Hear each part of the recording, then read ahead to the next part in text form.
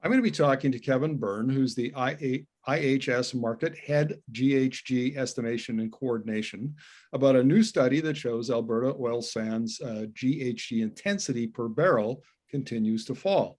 In fact, if the trends continue, maybe within 5 or 6 years, we'll see absolute emissions finally begin to fall. They never have in the past, but maybe they will this time. So welcome to the interview, Kevin. It's a pleasure to be here.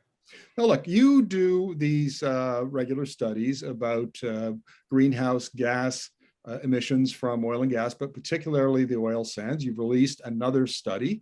Give us an overview of it, please.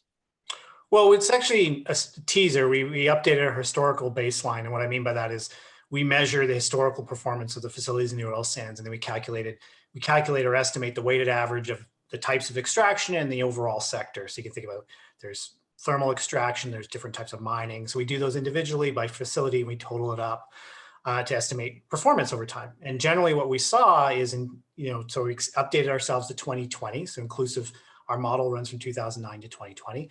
And through that period of time, we saw pretty much a consistent year-on-year improvement of the sector, with the exception of 1 year, which was 2012.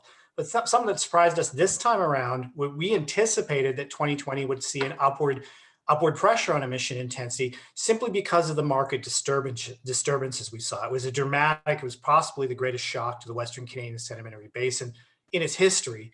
And we saw a lot of production throttle back. Typically, when you're playing with your production, pulling back and pushing it forward again, in that sense, it causes greenhouse gas intensity to go up. And so we expected to see a spike in intensity and potentially an absolute emission reduction, associated with less volume. But we managed to see that the intensity still declined, which surprised us. Right. Now, we should be clear that the average intensity is last year, or from the previous study, let's say, was 70 kilograms of CO2 equivalent per barrel. Now we're down to 69 kilograms of CO2 equivalent per barrel.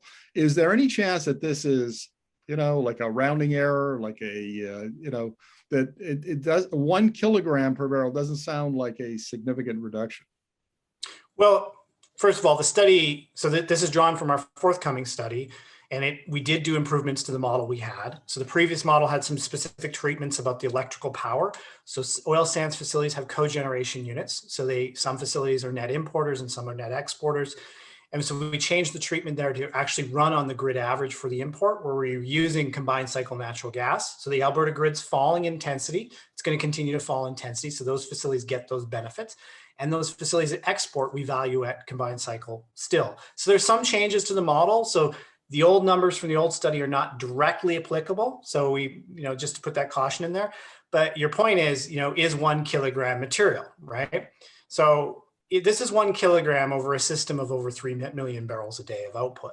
So this is not necessarily immaterial when you do the multiplication in terms of absolute emissions. So I think it does matter, and it's really the degree of the trend as well. And we talk about that trend, it's consistent reduction. Now, the other portion of this, and we're talking about greenhouse gas intensity, a lot of people will rightfully point out, like, hey, guess what? Over the last decade, absolute emissions have gone up. That's absolutely true, because over the last decade, although the industry has made some pretty consistent improvements, particularly on mining extraction, we saw some pretty dramatic improvements in intensity. The pace of growth outweighed those intensity improvements, and that pushed absolute emissions in the oil sands up to where they are today. Now, you mentioned you've seen some dramatic improvements in mining GHG intensities. What's happening on the other side, the in situ steam-assisted gravity drainage production, and how is it now relative to mining GHG intensity per barrel? So thermal extraction is less intensive than integrated mines. And what I mean by an integrated mine, it's a mine that features an upgrader. Now, what's an upgrader? An upgrader is really a downstream, typically found in a refinery, heavy processing unit that takes the heavy portion of bitumen and converts them to lighter molecules.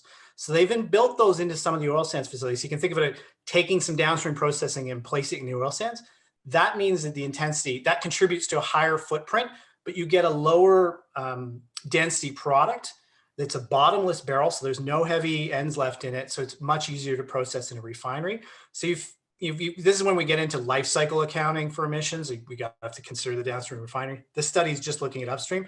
So if you just look at upstream, thermal extraction is less greenhouse gas intensive than mines with upgraders. And so over the last decade, the thermal extraction production from basically what they call steam assisted gravity drainage has been growing steadily. It's been one of the major sources of growth. And because it's less intensive than the other, it's contributed to pulling down that weighted average of the industry as well. On a specific technology basis, mined SCO, the mines with those upgraders, experienced the greatest improvement in intensity that we saw. Thermal extraction, specifically SAGD, has been relatively constant. Now, that doesn't mean that SAGD hasn't improved their efficiency. They have.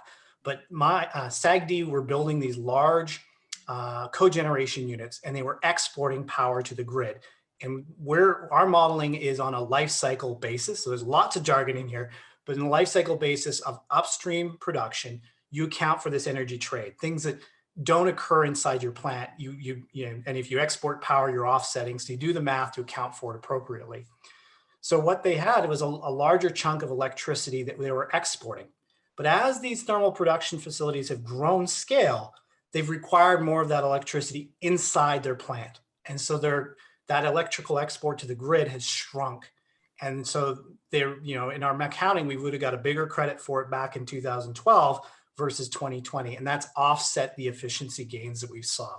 So yes, they've reduced, you can think about it, the natural gas per barrel produced through time, but the credit or the amount of electricity they were exporting to the grid has fallen.